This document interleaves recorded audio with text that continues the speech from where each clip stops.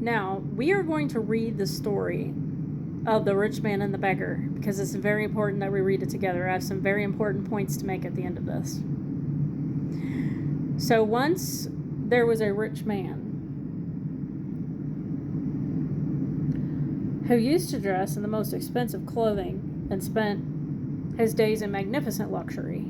At his gate had been laid a beggar named Eliezer, who was covered with sores. He would have been glad to eat the scraps that fell from the rich man's table, but instead even the dogs would come and lick his sores. In time the beggar died and was carried away by the angels to Abraham's side. The rich man also died and was buried.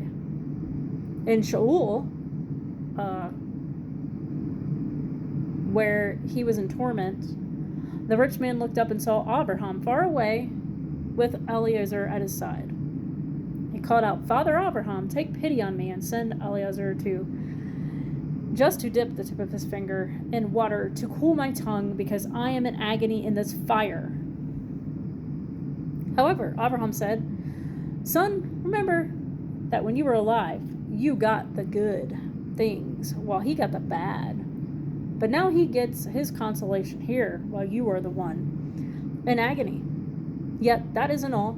Between you and us, a deep rift has been established, so that those who would like to pass from here to you cannot, nor can anyone cross over from there to us." He answered, this is very important right here, you guys. Pay attention to this part right here, okay? If people, I'm going to just say this right now. Some people think that this story is a parable and that it really did not happen. And there are good arguments for that. But then there are other arguments where people say, no, this is literal. This really happened. This rich man really did go into hell and was burning in a fire. And the beggar was really in paradise at Abraham's bosom. Okay, Abraham's bosom is also paradise. Okay, so some people think this is a parable, and some people think this is literal. It's neither here nor there. It doesn't matter. I'll tell you why it doesn't matter. If you believe it's a parable, then you can just go straight to the book of Revelation that says at the end they're cast into the lake of fire. And there's no proof that anyone is there's no evidence or proof that anyone's actually been thrown into the lake of fire early. Okay?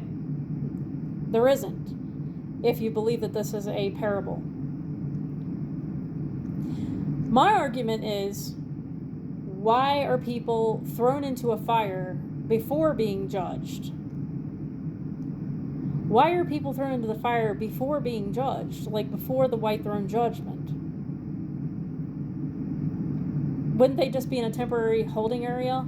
Not saying it's not dark there, not saying it's comfortable, just saying wouldn't they just be in a temporary place that they're being held until the white throne judgment, where later they are cast in the lake of fire?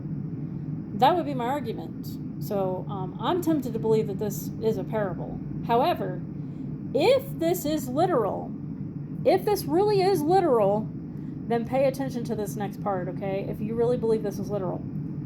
He answered then, "Father, I beg you to send him to my father's house, where I have 5 brothers, to warn them, so that they may be spared having to come to this place of torment too." But Abraham said, "They have Moses. They have Moshe and the prophets. They should listen to them. Just like we have our Bible. We don't need anyone to go into, if people really are sent to the fire before the white throne judgment, if they're really sent there beforehand and they're taken out of the fire and then sent to the white throne and then put back into the fire, well then I would say we have our Bible to tell us, to warn us of that place. We don't need someone to go there and come back and tell us about it. You see where I'm going with this? And if it wasn't allowed here, then why would you think it'd be allowed now? It wasn't allowed here in this scripture. He begged. This is right here. I beg you to send him to my father's house, where I have 5 brothers, to warn them, so that they may be spared having to come to this place of torment too. But Abraham said, no. No. So no one may go and warn anyone else. We have the Bible. It says right here, he says, they have Moses and they have the prophets. They should listen to them. All right, well, now we have the scripture. We have the Bible. So now we have all of the answers right here. So no one needs to go on a trip to, I don't care if you call it Hades. I don't care if you call it Sheol. I don't care if you call it torments. I don't care if you call it hell. I don't care what you want to call it. No one goes to this place, okay, after death. Their soul does go somewhere, okay? But no one goes there and then comes back to warn anyone else, because this scripture proves it right here. If you believe this is literal, this scripture proves it right here. Okay, I think I've made my point. So where do we go if we are unrighteous when we die? Straight into it. It doesn't matter what you call it. Doesn't matter what you call it. Okay? Are we burning right away? We don't know. This is the only reference that it does say here that he was, I don't know where it was, right here. He said he's in agony in the fire, it says. He wants a drop of water. He wants just one drop of water to cool his tongue or whatever. So it depends on if you believe this is a parable or if you believe this really, really happened. But it's irrelevant, because whether you're going somewhere to a temporary holding place in the dark somewhere, or you're going straight into a fire, it doesn't matter. Because the point is, you don't want to go there. You don't want to go there, period. Okay, because once you're there, you can't come back to warn anyone. You can't come back, period. Okay? You're there. Once you're there, you're there. And I would just say this as a closing point, you guys. I think I've made my points in here.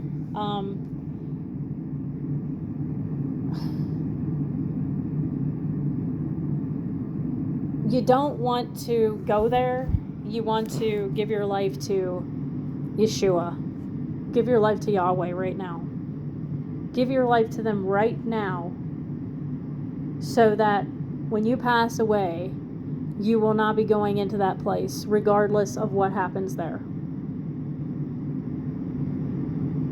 Okay? So, this is somewhere you don't want to go, because that just means that you're on your way to the white throne judgment. That's what that means. If you find yourself, whether you found yourself in outer darkness, you find yourself in a flame, it's irrelevant, you guys. Whether you're thrown in now or later, it's irrelevant. The point is, give your life to Yahweh and Yeshua now, before it's too late to do that. Because once you go to that place, it doesn't matter whether you're thrown into the fire immediately or later. You're still going to be doomed if you end up there. And I think I've made the point in this video. I think if you go back and watch the whole thing all the way through, even though I had a little bit of difficulty with this, and I apologize, but I did the best I could, you guys. I really did. Humbly did the best I could. Everyone says I'm so prideful and arrogant and puffed up and haughty. No, actually, I struggle just like everyone else. I've been chosen for certain things. I'm destined for certain things, but I'm still in my human body. And yeah, so I did the best I could with this, you guys. I hope you appreciate it. Give your life to Yeshua. Give your life to Yahweh before it is too late and you end up in this place, regardless of what happens there. It's irrelevant what happens there.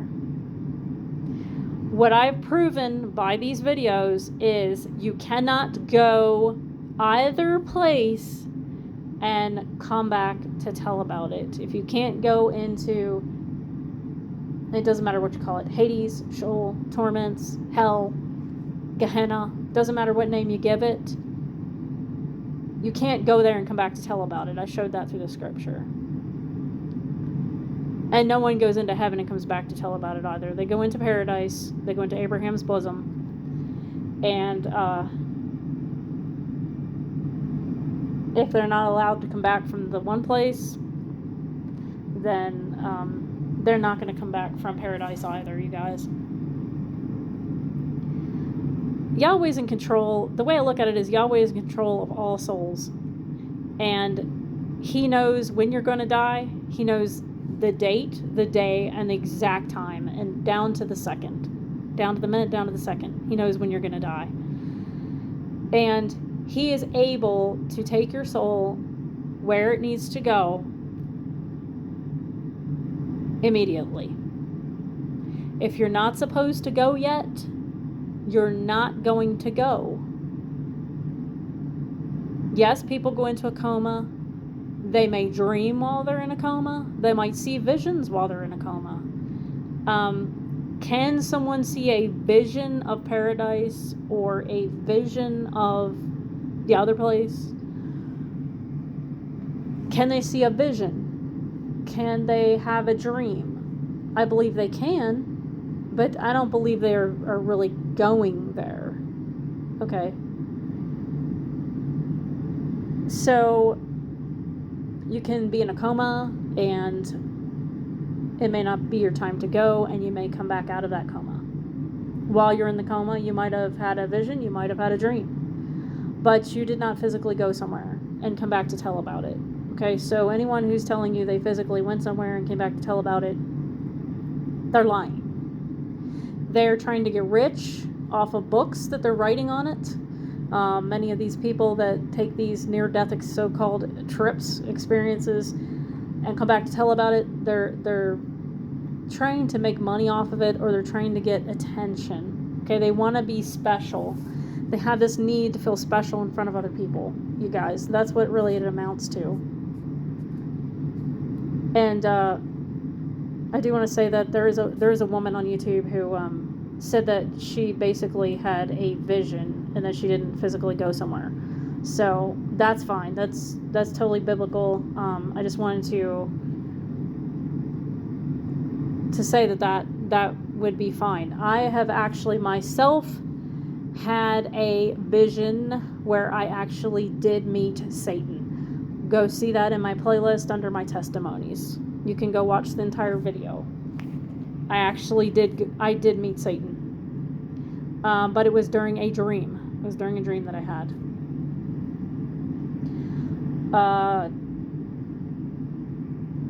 People can dream. They can have visions. They do not physically go onto the other side unless they stay there, you guys. Once you're over there, you're over there. Once you're there, you're there. You're not coming back. Okay, so hopefully I covered everything. If there's any questions, put it down in the comment section. I'm going to put a special comment on my wall so that if anyone wants to talk about stuff over there, they can. My time is limited. I don't know how many questions I'll be able to answer, but I'll do the best I can. And that's it, everyone. This is the end of these videos. I'm sorry that I struggled with these, but it was really hard to try to pull all this together. I'm sure you can imagine. So that's it, everyone. Enjoy the rest of whatever of the day is left. And I spent a lot of my day on this, and I'll talk to you later.